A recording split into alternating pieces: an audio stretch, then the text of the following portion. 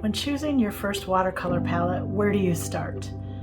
There are so many colors out there, so many brands, so many choices, it's really overwhelming. I'm here to make that decision a little easier.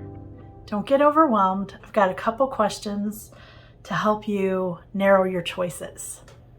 So sit back, relax, grab a pencil and paper, and let's get started. Before you pick one color, I really want you to think about the purpose of your watercolor palette. So I've got a few things that I want to ask you about. You can download this PDF just so that you can answer the questions yourself. And picking colors, it's a personal choice. I want you to remember that. We are all different, we're all unique, and we all like different things. It's a very personal thing to customize your watercolor palette. I want to ask you, what colors do you gravitate to? Are you a bright person, a muted person, a vibrant person, a dark and moody person, an earthy person? Whatever you are, that's where you need to start. I am more of a muted, earthy person. So for me, I'm looking for colors that I can find in nature, a little more organic in colors, but I like them to be duller. That's going to help you make your choices. So if you are a bright person, do you mean like magenta bright, or do you mean like a purple bright or a royal blue bright? What kind of color is that?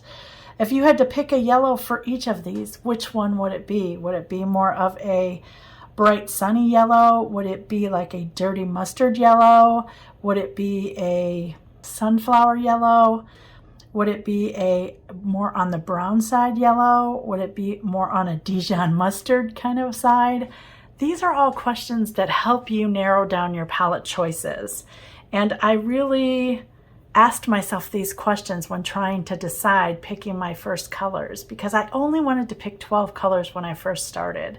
And I knew that I could mix from there and expand my palette. I also need you to ask yourself, what subjects are you drawn to? Are you a nature person? Are you an abstract person? Do you like doing portraits or animals? Do you collect vintage things? What kind of subjects are you drawn to? Because again, those make a difference. You know, if you're doing abstracts, you can do any color possible. If you're doing nature, they're a little more organic looking.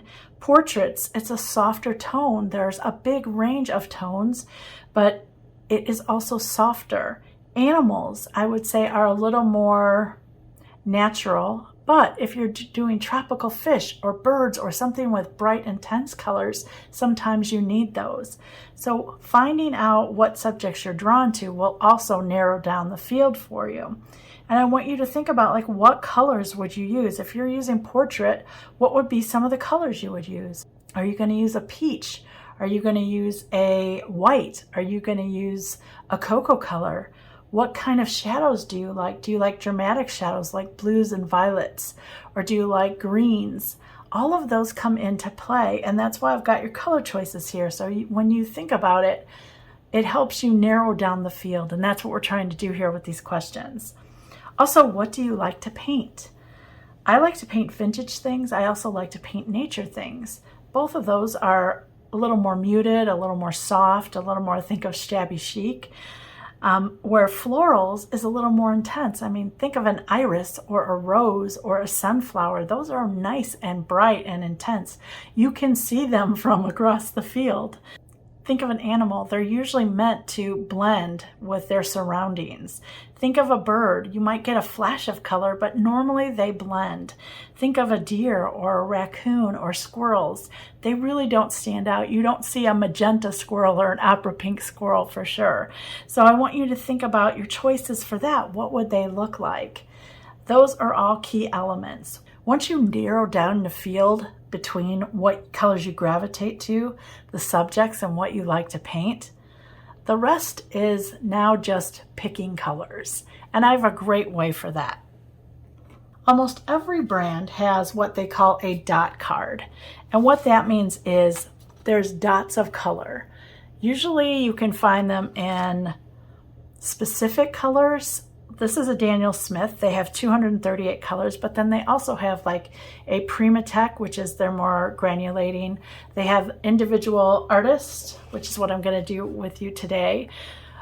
Each artist has a special dot card that you can get. This is a Schminky one that is all about their granulating colors.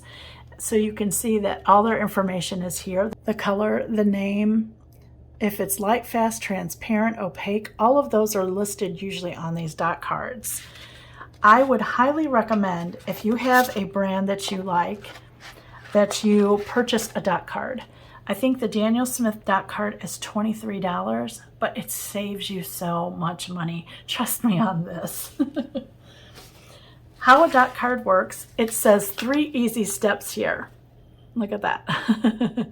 Wet your brush, apply the wet brush to one of the watercolor dots, and then put your brush with paint to paper and see the beautiful color for yourself.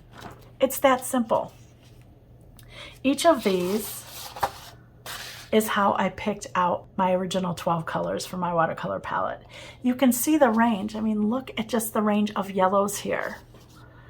Look at the range of oranges. So are some of them standing out and grabbing you? Look at the pinks and the violets. Like I said, it's a personal thing. For greens, which would you gravitate to? More of an olivey green, more of a neutrally green, a blue green, a bright green. This is where I said knowing what you're going to do with it narrows down the field quite a bit. So I'm going to show you this little card and show you how they work. Now there is enough paint on here where you can do a bigger sample, say like a 1-inch square, so that you can see the colors better. All I would do is I'm going to add a little water first to them. And all that's going to do is let them kind of rehydrate a little bit, because remember, they're pressed down on the card and then they've been dry forever. So some of them might take a little longer to reconstitute. Let's see here. I like to give myself a little bit of color on the side here. It's a pretty color. Do a couple times at the top so I can really see it. I'm going to rinse my brush and just give a little bit here on the bottom to see if the color bleeds or not, which bleeding means just going down into the water. And then I like to do a line as well.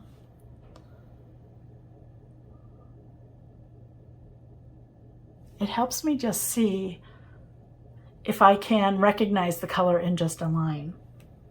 You'll see how on these, each one has a color kind of flow from dark to light, and then I have a line. It just helps me when I'm picking what kind of color it looks like in both variations. That was bismuth yellow. This is nickel azo yellow.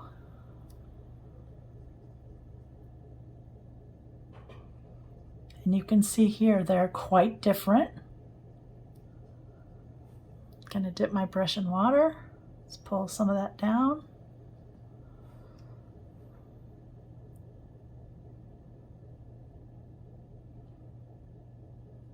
And then the line.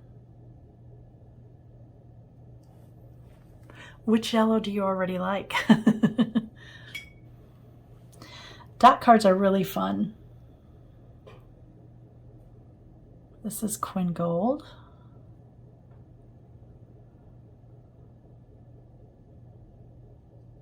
Just water on my brush. Let's pull the color down. Then let's give ourselves a line.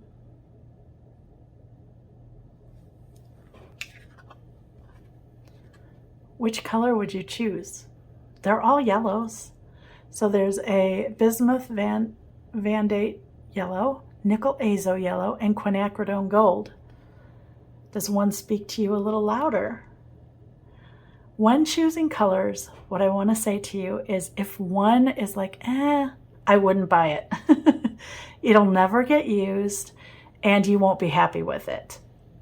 If one is like, oh my gosh, I see all the possibilities of this, that's the one to buy. If one, when you're looking at it, you're like, oh my God, is that beautiful? That's the one to buy. And I tried to narrow them down for myself. So picking 2 yellows. 2 reds, that kind of thing, so that I would have choices. Let's go down this next aisle here, this next row. This is quinacridone burnt orange, one of my favorite colors.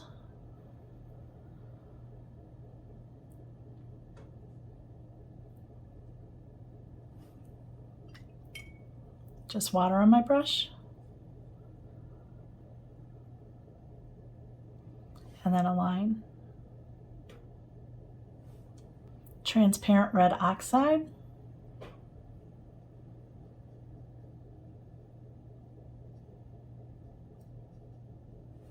Just water again.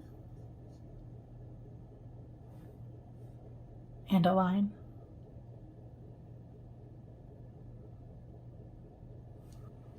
This is quinacridone pink.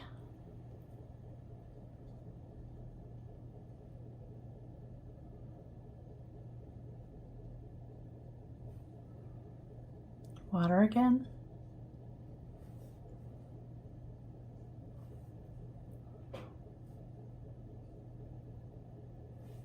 Do you see the importance of this?